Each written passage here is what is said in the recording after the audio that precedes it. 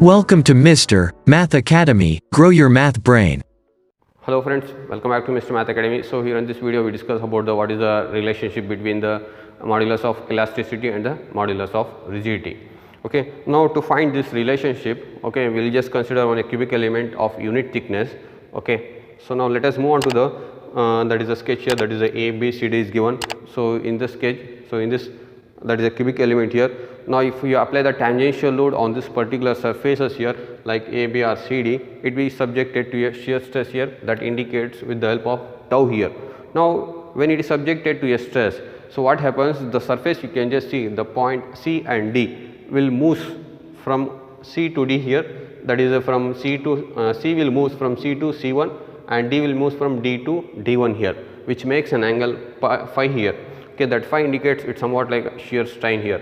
Now let us we just analyze this how it will be, means what you just see here. So this is a BD is a diagonal of this element and AC this is also diagonal of this element. Initially what this BD and AC, these two diagonals will be same. Okay, since it is a cubic element, what we are considering, the diagonal BD and the diagonal AC will be same here. Now when we apply the tangential load because of the tangential stress, this diagonal BD will move from BD to BD1 here, means what, this point D will slightly move from here to here. So at the same time the C will move from here to here. Now you can just see this will be the original, means after applying a load here, this is, you can take this is A, B, C1, D1, this is that is the position of the points here, because somewhere here it was a B, that is a C point, that is a D point here. Now what happens, so this BD will be increases here, that is the diagonal BD will be elongates to somewhat the higher one. Okay, now the diagonal BD will be elongates, at the same time you can just see this diagonal AC will gets compressed here. Okay, now why it is gets compressed, why it is elongate, means because of the shear stress. Now we can think that because of the shear stress we can just see two things. One is what, there will be elongation in the diagonal BD, that is one, and second thing is the diagonal AC will be gets compressed here. Okay, now what we have to find out here is, so we just find out what will be the strain first. So what will be the strain in the diagonal BD? So I will consider the strain in BD, the strain in diagonal BD here. So this is the original here, that is a BD. So strain means I will take epsilon BD here. So strain is nothing but change in dimensions to the original dimensions. So change in dimensional means it is a final length minus initial length, you can take it as a divided by original length. So final length is what, so this BD1 is a final length now, because after elongation takes place. The initial length is, so this will be the initial length, that is a BD. Okay, now this is the change in dimensions, change in the length of the diagonal BD. Now original dimension, original length of this diagonal BD is the BD here.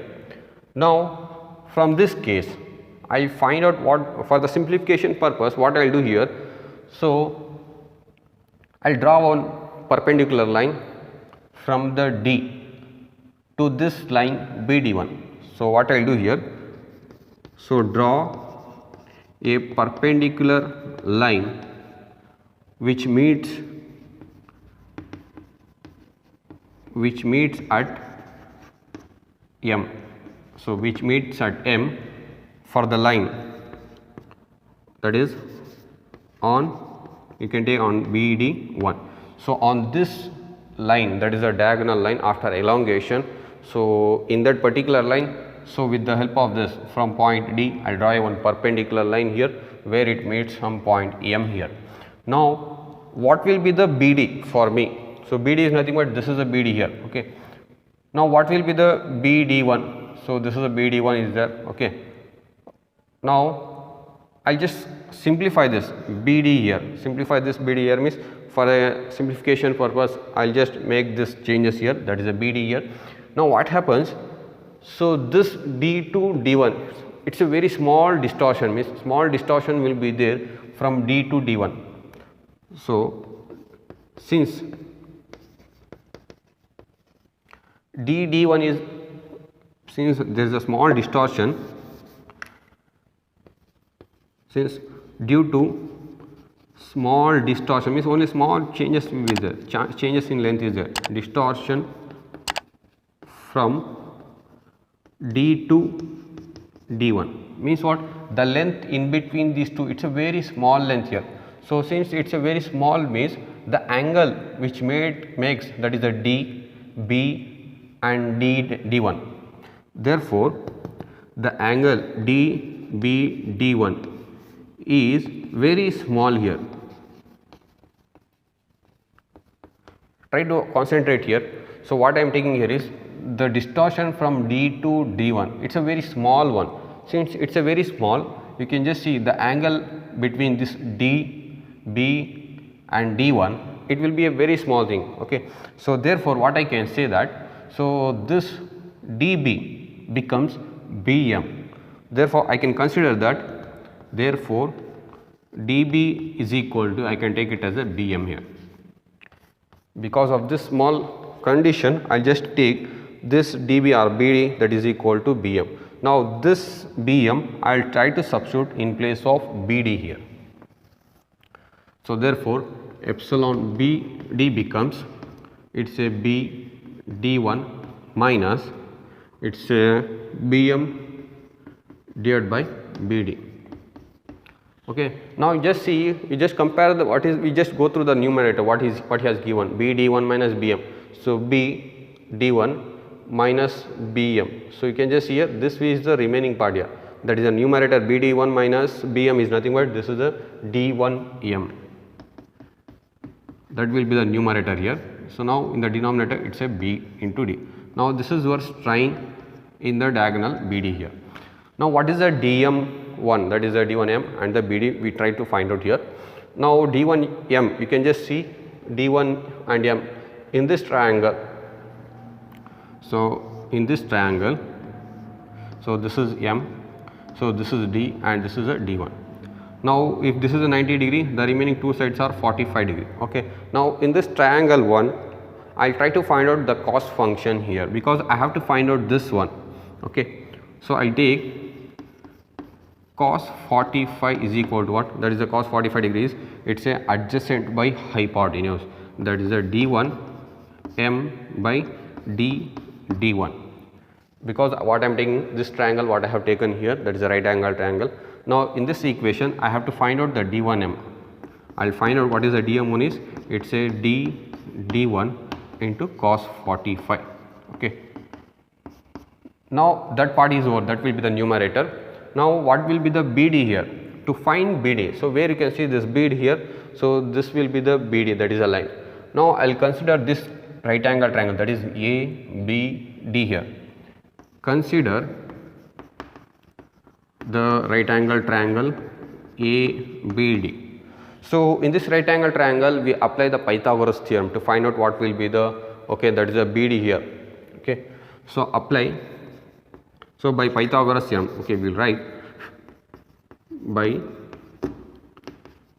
Pythagoras theorem. So we can write this BD is equal to, it's a square root of, because we have to take the hypotenuse square is equal to adjacent by that is the opposite by adjacent square. So this becomes AB square plus AD square, AB square plus AD square. Okay. Since it's a cubic element, what I can consider, so since it's a cubic element, because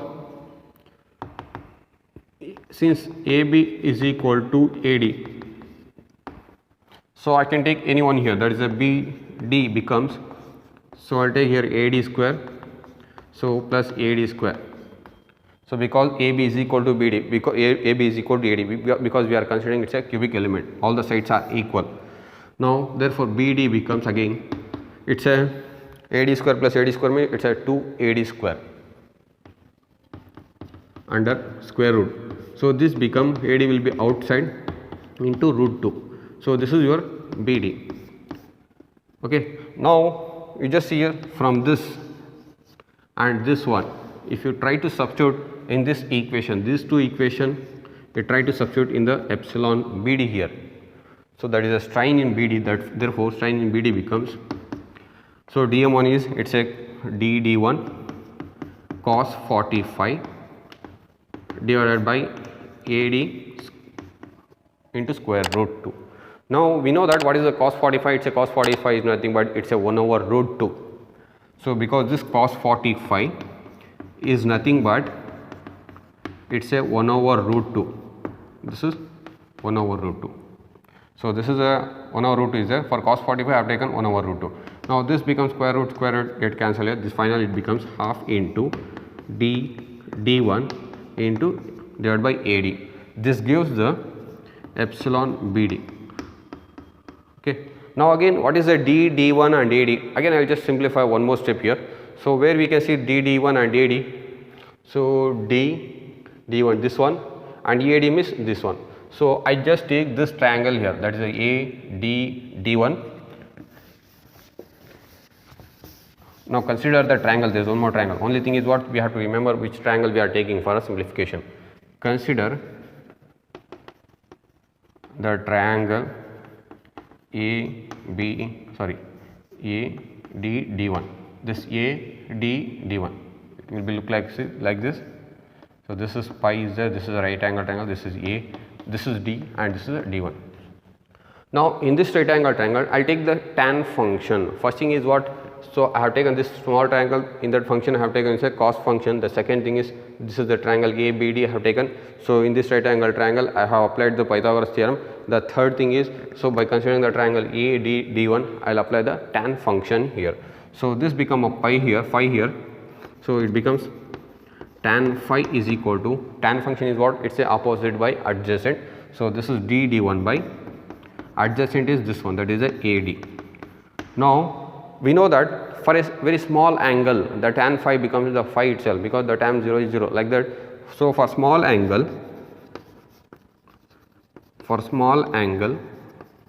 tan phi becomes phi. Okay. Now if I take this in this equation, it becomes phi is equal to d1 by AD. Okay.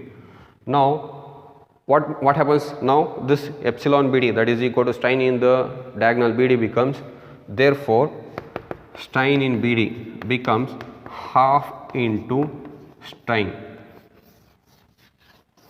because you just see here. So the d1 by AD it becomes a phi here, therefore strain in the diagonal BD becomes half into shear strain in the member. Okay. Now there is one more thing what? So we know that the modulus, that is a modulus of rigidity, it's nothing but it's a ratio of shear stress to shear strain.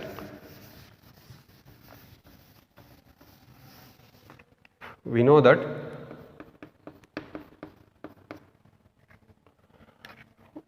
okay, I will write somewhere here. We know that modulus of rigidity is given by, it's a ratio of shear stress to the shear strain, that is a shear stress by shear strain here. So from this equation phi becomes, just cross multiply here, it becomes phi is equal to tau by G. Now substitute in this equation in place of phi here. So finally this epsilon BD becomes, this is a half here into, this is tau by 2G. Now this I will consider this as a some equation 1, that is a strain in the diagonal BD becomes tau by 2G. Now let us consider, means, so there is basically what? So because of this shear stress tau, you can just see the two stresses.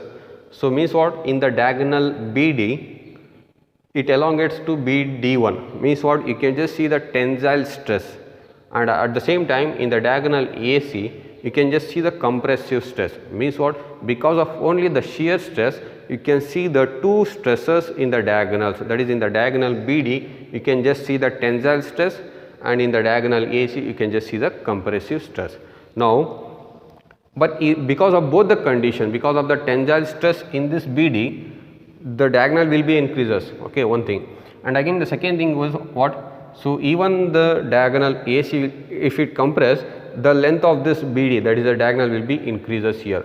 So means what? By taking the two conditions, because of the tensile stress in the diagonal BD, the strain in the diagonal BD will be increases. It tends to a longitudinal strain, that is a tensile strain. I will consider here. So, due to shear stress,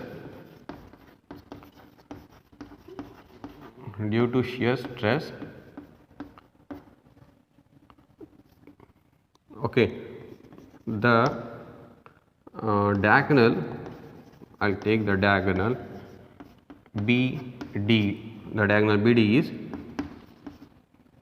is subjected to a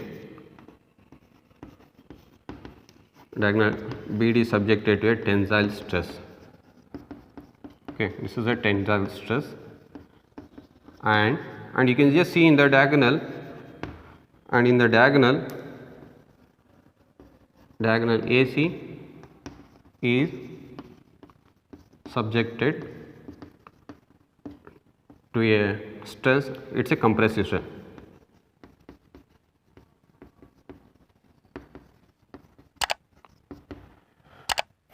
So, due to the shear stress, the diagonal BD is subjected to a tensile stress and the diagonal AC is subjected to a compressive stress. Now, because of these two, tensile stress and the compressive stress, you can just see in the both in the diagonal ABD, in both the conditions you can just see the elongation will be takes place in the diagonal BD. Okay. Now, we have to consider that small thing, concentration is required here. Okay, we will just remove this part here.